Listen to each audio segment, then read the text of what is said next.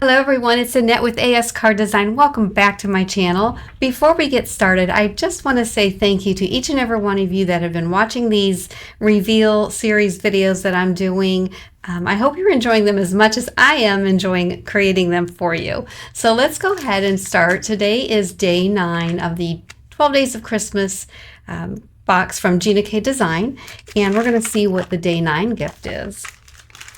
Let's get this open. First of all, we can see right away we have a coordinating die set for this stamp set called Cheers to Another Year. All right, so these look like inside greetings. They could be, well, there's some outside greetings as well. So we have birthday wishes, let's party, may your special day be as wonderful as you are, make today mark the start of your best year yet. These greetings can really go on the inside or outside. Sometimes I think it's fun to put traditional inside greetings on the outside of a card. So you should give that a try. It's a lot of fun. All right, I have an idea for this card, and we're also going to use an element from the day 1 gift, which is that beautiful ornate frame. And I'm going to pull that in and show you what I did with that, or what I'm going to do with that. And as always, at the end of this video, I will link the series for all of the 12 Days of Christmas reveal videos that I'm doing. So let's get started. And I have on my surface the double background 1 grip mat from Gina K. And this is a wonderful grip mat because it is smooth on one side, and the reverse side has this, it's a stamp. It's 2 stamps actually, and you can make backgrounds using those patterns. So I have that side down, and so I have the smooth side up, and we're going to use it as a grip mat for our cardstock. And we're going to do some stenciling. So I'm going to lay down a piece of quarter sheet cardstock, and this is about a 65-pound weight cardstock, and I'm going to be using the Modern Hydrangea layering stencil from Gina K. And I love this stencil. I actually love layering stencils, one of my favorite card making techniques. So this is 3 layers, and they are numbered and labeled. There you can see in this bottom corner a little bit right there. It says Modern Hydrangea 1 and then 2 and 3. And so I'm going to go ahead and put some color down in that order, and then we're going to die cut this panel out. So we're just going to line it up, and that grip mat will hold the cardstock and the stencil right in place, so nothing is going to move. And I thought it might be fun to just stick with 2 colors or 2 color families, and I'm going to use the medium and dark lilac, and I'm going to pull in these greens for the stems. It's jelly bean green and grass green. So let's go ahead and do the lilacs first.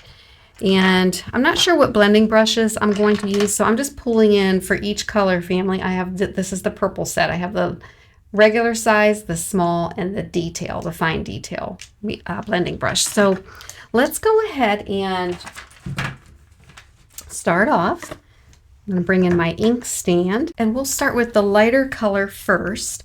And I'm just going to put some ink on this brush and just go in, starting from the bottom of each flower and blending upwards. I'm going to start heavier at the base and lighter hand as I go upward.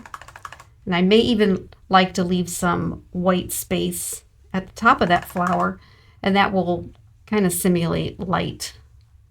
And then I'm going to go in with my smaller blending brush with the same color, and I'm just going to focus on the base, because these colors, when you're blending ink, they do go on dark, and they will blend back or dry back to the true color of the ink. So just making sure I have the right amount that I want so it'll dry back nicely.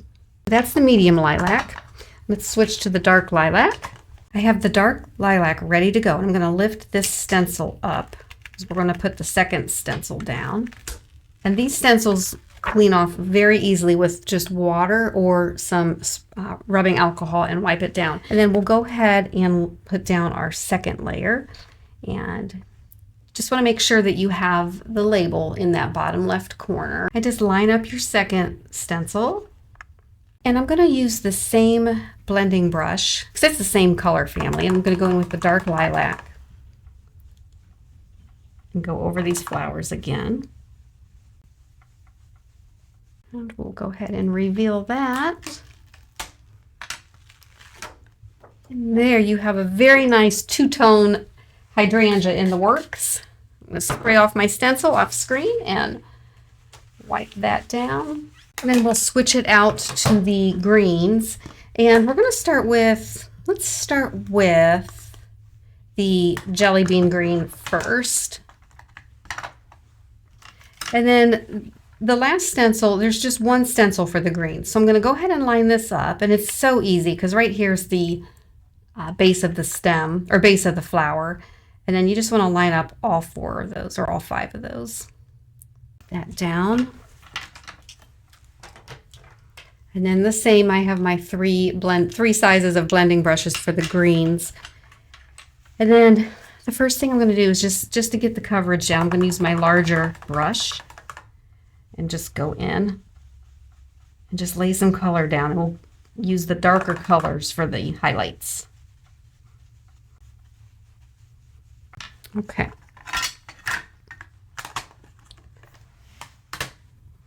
And then we'll come in with our grass green. And for that, I think I can go ahead and use this small blending brush. And let's just try going into the bases of the, the bases of the stems first, where they naturally would attach to the flower.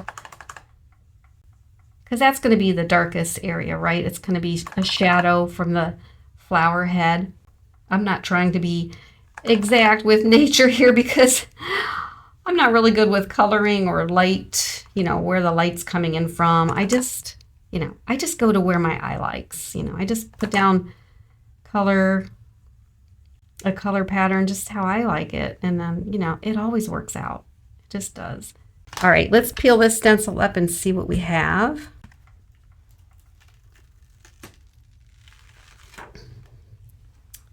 And there is our beautiful blended panel. I just absolutely love this stencil, Modern Hydrangea. So let me clean up all of this and we'll go on to the next step. I have my Sweet Petunia Mini Misty, and we're going to do our stamping next. So I'm going to bring in a scrap piece of white cardstock, and I wanted to show you how I store my stamps. I just have these flap pockets. And what I've been doing with this 12 Days of Christmas series is I've been saving the little wax seal sticker and putting it in my pocket with my gift, just so I have a remembrance of what this, what gift this was and what day. This has been a really fun series, and I'm really enjoying doing these videos, and I think this will be just a good memory. So anyway, that's how I store these. So we're going to do our stamping next, and then we'll do some die cutting. And I think I'll turn this into obviously a birthday card, and I think on the outside I might put happy birthday, may your special day be as wonderful as you are, and that'll go on the inside. And we'll die cut both of these. So first we need to stamp them. Happy birthday, I said, right? So we'll just put those down. One there and one about right there. And I'm not going to do any heat embossing, so we'll just stamp those directly down. And since these are new stamps, I just want to rub my finger across just to get that manufacturing residue off. We're stamping with Gina K's Black Onyx.